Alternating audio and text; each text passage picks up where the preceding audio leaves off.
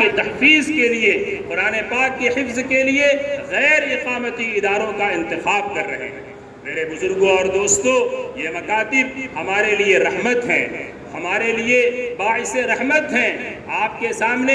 ایک اسکول کا قائم کرنا آسان کام نہیں ہے، لیکن ہمارے بچے کسی بھی اسکول میں ہوں، وہ بچے پارٹ ٹائم آ کر ایسے مکاتب میں آ کر دینی تعلیم حاصل کر لیں اور اپنے اندر دینی اور اپنے گھروں میں دینی فضا پیدا کریں۔ اس کے لیے یہ مکاتب انتہائی کارگر ہیں۔ میرے بزرگوں اور دوستوں، اس موقع پر آ کر آخری بات میں یہ کہنا چاہوں گا، اس ہمارے سرپرستوں سے، علاقے کے لوگوں سے، محلے کے بزرگوں سے، میرے دوستوں اور بزرگوں، جب کام ہوتا ہے، کام کرنے والے بھی انسان ہیں، یہ کوئی فرشتے نہیں ہیں یا آسمان سے اترے ہوئے لوگ نہیں ہیں، یہ بھی آپ جیسے انسان ہیں، یہ بھی انسان ہیں۔ انسانوں سے ہی لفظشیں ہوتی ہیں، ذمہ داروں سے ہی لفظشیں ہوتی ہیں، کام کرنے والوں سے ہی چوک ہوتی ہے، اساتذہ سے بھی غلطیاں ہو سکتی ہیں، ذمہ داران سے بھی چوک ہو سکتی ہے۔ میرے دوستوں اور بزرگوں، جب کام کوئی فائدہ مند ہے،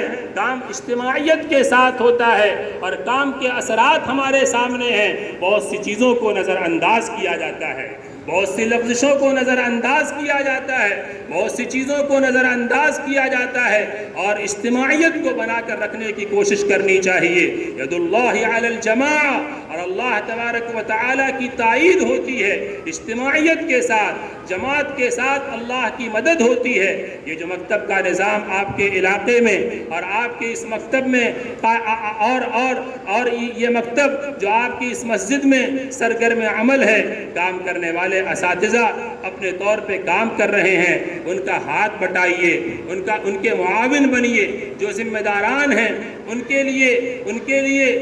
لیے مخلصانہ رائے اور ان کو مخلصانہ مشورے دیجیے، اور اگر کوئی کوتاہی ہو رہی ہے، لفظشیں ہو رہی ہیں، مزاج کو سمجھتے ہوئے حکمت کے ساتھ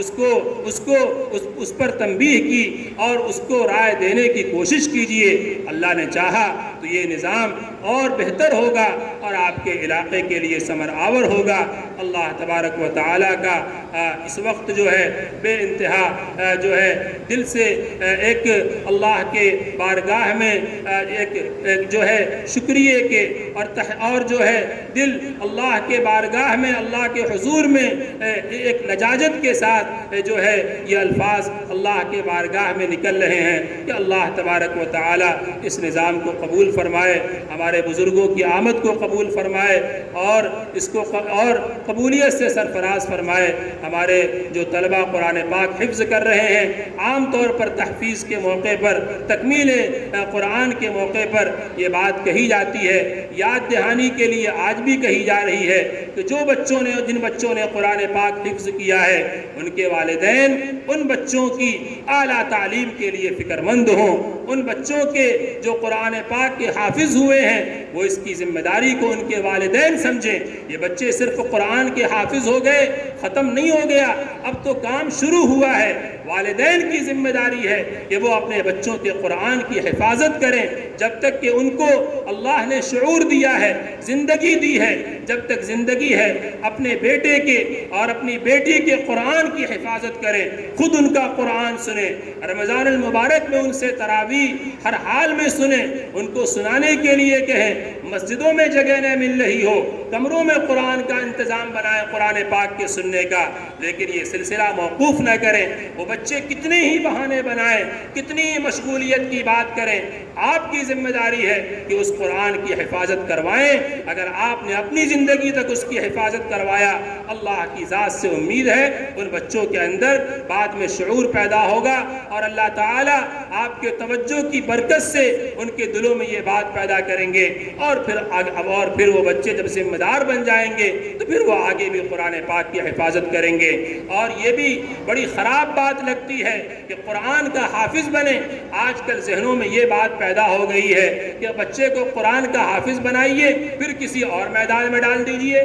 ٹھیک ہے، میں اس سے کوئی گلہ نہیں ہے کہ آپ اس بچے کو اگر عالم نہیں بناتے ہیں، کسی اور جو ہے عصری تعلیم کے میدان میں ڈالتے ہیں، کوئی بری بات نہیں ہے، مگر اسے ہر حال میں دین کا خادم بنا کر رکھیے، اسے ہر حال میں دین کا خادم بنا کر رکھیے، اس کے لیے ہر حال میں لباس کے اعتبار سے، وضاقتہ کے اعتبار سے اسے دینی مزاج کا حامل بنائیے۔ بہت سے لوگ ہیں قرآن کے حافظ ہیں، اس کے بعد وضاقتہ سے بھی بالکل بے نیاز ہو جاتے ہیں، کیا معلوم پتہ چلا کہ وہ اسکول میں چلے گئے، کالج میں چلے گئے۔ جائیے اسکول میں، جائیے کالج میں، اپنے ان بچوں کو سمجھائیے کہ تم کالج میں جاؤ اور اسلامی لباس کے ساتھ جاؤ، دینی وضاقتہ کے ساتھ جاؤ، داڑھی رکھ کر جاؤ، اور پورے اور مشرع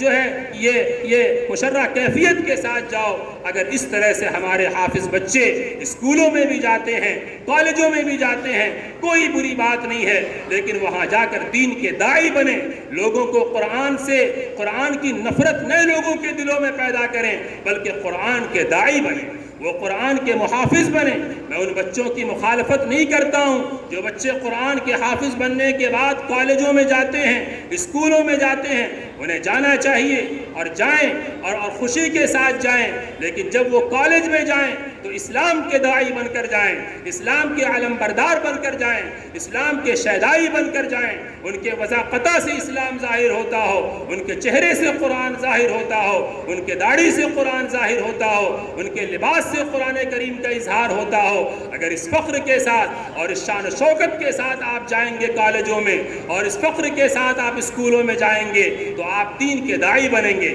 لیکن سب سے پہلے یہ شعور والدین کے اندر ہونا چاہیے۔ والدین اس شعور سے بیگانہ ہیں، ان کو لگتا ہے کہ جیسے ہم نے بچے کو قرآن کا حافظ بنا دیا، اس کا ذہن تیز کر دیا۔ بعض یہ بہت بڑی غلط فہمی ہے، حفظ قرآن کوئی ذہن تیز کرنے کی مشین نہیں ہے کہ آپ نے یہاں پر حافظ بنا دیا اور ذہن تیز کر دیا، اب کالج میں بھیج دی۔ یہ بڑی جو ہے معیوب بات ہے۔ آپ کو اس طرح سے اگر بھیجنا ہے کالجوں میں، بالکل بھیجیے، آپ کے لیے مبارک ہے ان بچوں کا کالجوں میں جانا، مگر یہ بچے کالجوں میں جا کر جو اپنی وضاقتہ ختم کر دیتے ہیں، اپنی اسلامی شان کو ختم کر دیتے ہیں، اور ان کے چہرے سے داڑیاں ختم ہو جاتی ہیں، اور ان کا لباس ختم ہو جاتا ہے، یہ انتہائی گری ہوئی بات ہے اور شرمندگی کی بات ہے۔ یہ توہین ہے قرآن کی بھی، یہ توہین ہے مکاتب کی بھی، یہ توہین ہے ان کے والدین کی بھی، اور یہ توہین ہے اسلام کی بھی۔ اس لیے اس سے بچیے اور اپنے بچوں کی حفاظت کیجیے۔ اللہ پاک مجھے بھی اور آپ کو عمل کی توفیق سے نوازے۔ آمین۔ وآخر دعوانا ان الحمد للہ رب العالمین۔